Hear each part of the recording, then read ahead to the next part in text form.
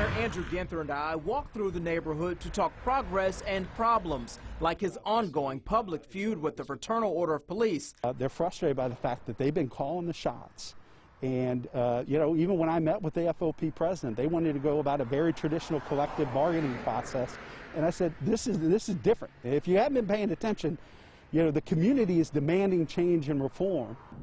So last week I met with Columbus Mayor Andrew GINTHER for a one-on-one. We walked part of the hilltop. We talked about issues facing the city. He blasted the FOP for, as he sees it, not being willing to help create better police-community relations. And tonight, the FOP is responding. Columbus Mayor GINTHER has made it clear that he believes the Fraternal Order of Police is obstructionist, that the FOP is refusing to be part of the solution as the city moves toward meaningful police reform. But the FOP is telling a very different story. The day after Kerry talked to the mayor, I sat down with the president of the local chapter of the FOP. Keith Farrell says it's simply not true that police are refusing to change or talk because no one has invited them into the conversation. I don't believe we have a disconnect with the community at all. I think we are here to do our job. Keith Farrell says the FOP is more than willing to talk about police reform and has done so with pastors, community leaders, and elected officials throughout Franklin County, but not Columbus Mayor Andrew GINTHER. So what's going on between the FOP and Mayor GINTHER? What's behind this clear issue where each of you is accusing the other of not listening and of not doing your job? Yeah, I wish I knew, to be honest. It's unfortunate because it's not good for the citizens of Columbus, what's going on. It's not good for the officers. You have no idea why he seems to be targeting the FOP? I don't know. I would love for you to ask him that question. We have. The mayor claims the FOP is frustrated because the community is holding them accountable, that the death of George Floyd in Minneapolis exposed problems in Columbus. When we see a police officer's knee on the neck of a citizen, how should we react to that? Why shouldn't people be furious? Look, the public should expect law enforcement to be held accountable and to act in a professional manner. And I would say overall, probably better service records than a lot of other professions, officers across this country do just that.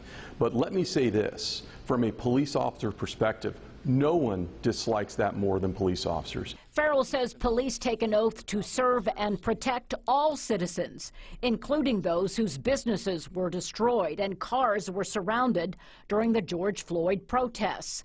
Some officers believe they were hamstrung by City Hall during the sometimes violent encounters. As for calls for police reform, he insists police are ready to listen and cooperate, despite claims to the contrary from the mayor.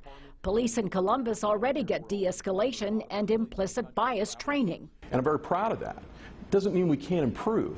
Doesn't mean we shouldn't have dialogue and talk about how we can move forward with this community, but to paint us with a brush that we're a systematic racist organization is not accurate. It's the reason Farrell says the FOP should be invited to the table by the mayor.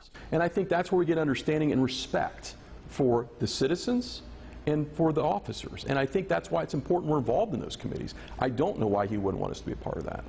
I also talked to Farrell in more detail about the unrest sparked by the death of George Floyd and accusations of racism within police departments all across the country.